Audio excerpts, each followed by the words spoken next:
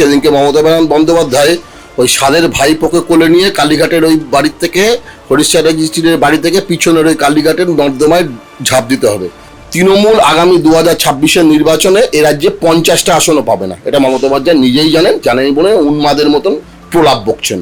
অভিষেক বন্দ্যোপাধ্যায় তোলাবাজ এবং তোলাবাজির মাধ্যমে যার কাছে টাকা পৌঁছতো মমতা বন্দ্যোপাধ্যায়, সেই দুজনকে গ্রেপ্তার না করলে এই কোনো পশ্চিমবঙ্গে কোনো দুর্নীতির সমাধান হবে বলে আমি ব্যক্তিগতভাবে মনে করি না।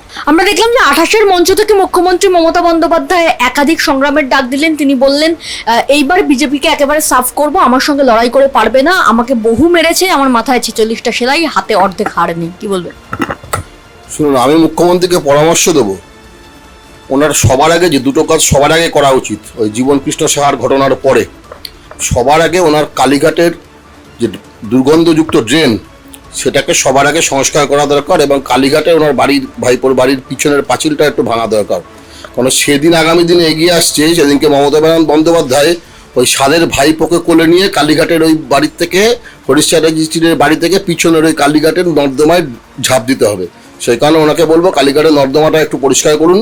আপনি ভাইপোকে নিয়ে ওখানে ঝাঁপ দেবেন, দুর্গন্ধযুক্ত ময়লা আপনার পেটে চলে যাবে, আমরা তো চাই না। কালীঘাটের বাড়ির হরিশ চ্যাটার্জির বাড়ির ভাইপোর ওই প্রসাদ বাড়ির পাঁচিলটা একটু ছোট করুন, এই পরামর্শ আমরা ওনাকে দেবো। এবং আগামী দিনের নির্বাচনের কথা বলতে গেলে মমতা বন্দ্যোপাধ্যায় নিজেও জানেন, অভিষেক বন্দ্যোপাধ্যায়ও জানেন, প্রতিটা রাজ্যের মানুষ জানেন যে কোনোভাবেই তৃণমূল আগামী 2026-এর নির্বাচনে এ রাজ্যে 50টা আসনও পাবে না, এটা মমতা বন্দ্যোপাধ্যায় নিজেই জানেন বলে উন্মাদের মতন প্রলাপ বকছেন। একেবারে আজকে আমরা দেখলাম সুপ্রিম কোর্টের চাপে যোগ্য অযোগ্যদের লিস্ট বেরোতে চলেছে। এতদিন ধরে যোগ্য অযোগ্যদের লিস্ট আটকে রাখা হলো। জীবন কৃষ্ণ সাহা তিনি গ্রেপ্তার হলেন, তাকে আজকে কোর্টে তোলা হবে, একদিকে তাকে কোর্টে তোলা হবে, অপরদিকে লিস্ট বেরোচ্ছে। কি বলবেন? শুনুন, বাস্তব কথা বলতে কোনো অসুবিধা নেই, জীবন কৃষ্ণ সাহাদের মতন চুনোপুটিকে ধরে কোনো কাজ হবে না।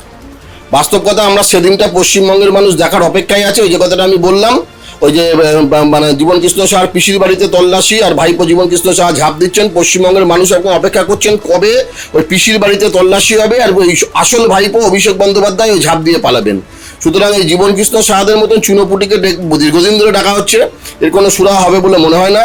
আগামী দিনে এই কেসের মূল পান্ডা অভিষেক বন্দ্যোপাধ্যায় তোলাবাজ এবং তোলাবাজির মাধ্যমে যার কাছে টাকা পৌঁছতো মমতা বন্দ্যোপাধ্যায়, সেই দুজনকে গ্রেপ্তার না করলে এই কোনো পশ্চিমবঙ্গে কোনো দুর্নীতির সমাধান হবে বলে আমি ব্যক্তিগতভাবে মনে করি না। একেবারে অভিষেক বন্দ্যোপাধ্যায় তো চ্যালেঞ্জ করছেন যে আমাকে আটকে রাখেন, 15 দিন যদি আমাকে আটকে রাখতে পারেন আমি নিজের পথ ছেড়ে দেবো। শুনুন, অভিষেক বন্দ্যোপাধ্যায় মমতা বন্দ্যোপাধ্যায় যে কি বলেন তার সাথে বাস্তবের কোনো মিল নেই এবং আগামী দিনে সিবিআই ইডি কি করবে পরের কথা, কিন্তু আগামী দিনে এতে রাজ্যে 2026-এ রাজ্যে বিজেপির সরকারটা গঠন হচ্ছে, তারপরে এই রাজ্যের সরকারটা থাকবে বিজেপির সরকার। তখন এইসব অভিষেক বন্দ্যোপাধ্যায় মমতা বন্দ্যোপাধ্যায় যাবতীয় দুর্নীতির তদন্ত হবে এবং তারপরে অভিষেক বন্দ্যোপাধ্যায়ের বড় বড় কথাগুলো কোন জায়গায় যায়, উনি রাজ্যে থাকতে পারেন কিনা বা ওনার ওই বিদেশি বউ নিয়ে রাজ্য ছেড়ে পিসিকে নিয়ে ওনার পালিয়ে যেতে হয় কিনা, সেই দিনটাও পশ্চিমবঙ্গের মানুষ আগামী দিনে দেখবে। একেবারে তৃণমূল কংগ্রেসের পক্ষ থেকে বলা হচ্ছে ইডি সিবিআই এই সময় দাঁড়িয়ে অর্থাৎ ভোটের আগে বেশি অ্যাক্টিভ হয় এবং এই অ্যাক্টিভেন্স কিন্তু কোনো রকম যখন ক্রাইম ঘটে তখন দেখা যায়। আমি তো আবারও বলবো, ইডি সিবিআই এর বেশ কিছু কার্যকলাপ সম্পর্কে আমরাও খুশি নয়, একদম বাস্তব কথা। রাজনীতি অনেক পরে পশ্চিমবঙ্গের সাধারণ মানুষ হিসেবে কথা বললাম, কিন্তু আগামী দিনের ক্ষেত্রে পশ্চিমবঙ্গে ইডি সিবিআই লাগবে না। পশ্চিমবঙ্গের মানুষ, পশ্চিমবঙ্গের সনাতনীরা সিদ্ধান্ত নিয়ে নিয়েছে এই মমতা বন্দ্যোপাধ্যায়ের এই তথাকথিতভাবে জামাতের যে সরকারটা পশ্চিমবঙ্গে চলছে বা মমতা বন্দ্যোপাধ্যায়ের পশ্চিমবঙ্গের যে আগামী দিনের পরিকল্পনা গ্রেটার বাংলাদেশ গড়ে তার প্রধানমন্ত্রী হওয়ার, সেটা পশ্চিমবঙ্গের সনাতনী হিন্দুরাও সেটা বুঝে গেছে এবং সেই এসআইআর এর মাধ্যমে নাকি আপনারা সাধারণ মানুষের অধিকার কেড়ে নিন, সেটা কিছুদিন বাদে সাধারণ মানুষই প্রমাণ পাবে। পশ্চিমবঙ্গের এমন একটা জায়গা, যে জায়গাতে মাঝে একটা দেখছিলাম যে এক নাতি গেছে ভোট দিতে গিয়ে বলছে, দাদা আমি এলাম, ওই ভোটার যে অফিসার রয়েছেন, যে আমি এলাম একটুখানি ভোট দেওয়ার থেকে আমার প্রধান উদ্দেশ্য হলো আমি একটু স্বর্গীয় ঠাকুমার সাথে দেখা করতে চাই। এবং প্রতিবারই আমি ভোট দিতে এসে শুনি যে আমার স্বর্গীয় ঠাকুমার ভোটটা পড়ে গেছে।